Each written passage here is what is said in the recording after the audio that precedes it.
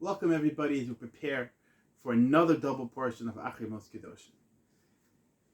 At the end of Acharei, the Torah goes ahead and it lists all of the forbidden immoral relationships, and it also lists that you shouldn't bring your son to the Molech, the idol that you had to sacrifice your children to. It says because if you do these things, what happens to the land? The land itself becomes impure. The verse says that because of all of their terrible actions that the nations that lived in Israel before the Jews arrived, they were thrown out. And the lashon is, the language of the verse is very, very explicit. It says, if the Talmud Haaretz and they, meaning the nations that lived there, were involved in all of these immoral situations, and they made the land impure. And the land literally vomited out its inhabitants. Therefore, the pasuk continues, as if we have to be extra vigilant not to participate in any of these forbidden immoral relationships. And if you do it, then do not do it, because if so, the land will have to go ahead and spit you out because you made the land impure, just like the nations lived here before us. I want to share two stories here. When I was a young boy, very young boy, I read a story about Yaakov Kamenetsky, who was in Toronto, in the Rosh Yeshiva of Yeshiva Tavadas.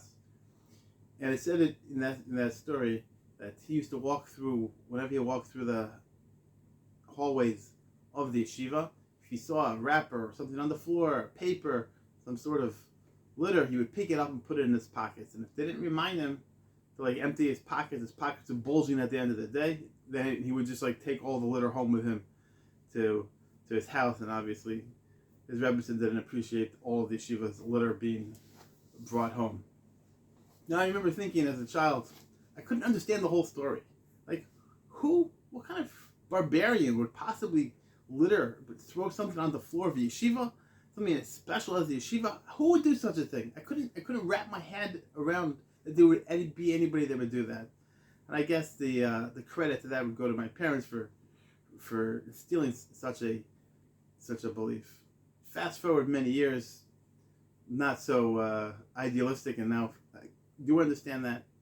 But I was living here in Eretz Yisrael, there's a Kodesh, and I was by a bus stop, and there was a regular adult religious lady there drinking her, let's say it's iced coffee or whatever it was, waiting for the bus.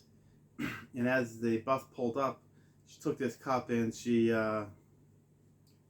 just threw it on the floor in front of the bus, despite the fact there's a garbage can inside the bus and a garbage bag by the bus stop.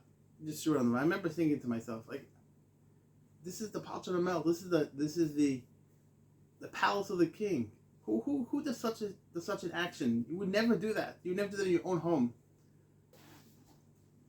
But who does such a thing? How could you do that in the palace of the king?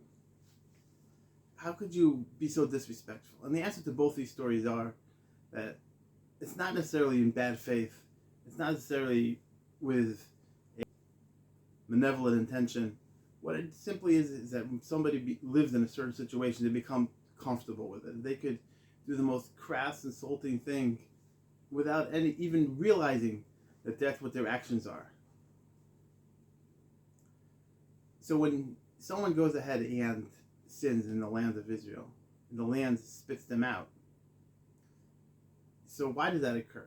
So Rashi tells us here, he brings a parable that the son of a king, somebody of royalty, that goes and ingests spoiled food, stomach can't tolerate it, automatically it's vomited out. So too the land of Israel just can't tolerate this kind of immoral behavior and just has to get rid of it till it literally empties it out. When God goes ahead and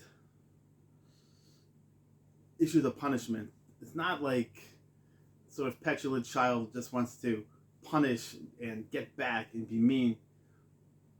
For sure, when there's a punishment issued to his beloved Jewish people, It's not a punishment as much as a corrective measure. It's sort of chinuch.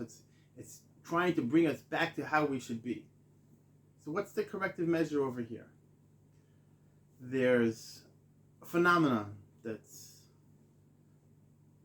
pretty wide, that it's often much easier for secular Israelis to be choser b'tshuva in chutz la'aretz than it is in Israel. But what really happens to the soul of a Jew when they're not at home is that they realize that there's something missing. They realize that they're not home. They have this deep yearning to go ahead and return where they need to be. And they're just somehow easier to connect with in that environment. The person who engages in these kinds of immoral actions is thrown out of the land of Israel. It's not just to rid them from the land of Israel. It's not just to throw them out from the Eretz Yisrael and Eretz HaKodesh that can't abide this kind of behavior. It's for them themselves. It's for them that they should be removed from the land. It should become less familiar to them. That they should have this they should rekindle the feeling that they were in the palace of the king. They were in a special place, and now it's been removed from it. And now I have the claw and scratch back to go ahead and return to where I need to be, to where the soul of the Jew is called back to. Corrective measure. The measure is saying, I want to go ahead and take you back. I'm throwing you out, not to throw you out. I'm throwing you out so that you should understand that what you're missing, therefore you should yearn to return. And that's really the whole program, is just a corrective measure. I have to sometimes push you away in order that you should understand what you're missing in order to go ahead and return. This is nothing new in the Jewish psyche. We know that there was a Uganda plan that was presented by Herzl in the 6th Zionist Congress that was soundly rejected. It was rejected because everyone understood the Jews don't want Uganda. The Jewish soul cares only for Tzionah, cares only to be returned to its homeland. We have to remember that even if we live in the land of Israel, we can't become complacent. We have to yearn for the actual return of Hashem, and we have to realize that we live in the palace of the king.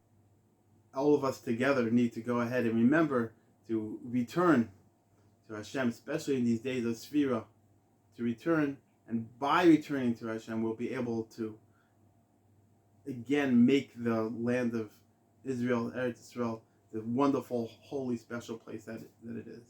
And that will be clear to all of us. Wishing everyone a good Shabbos, a Shabbat Shalom, and that is my take.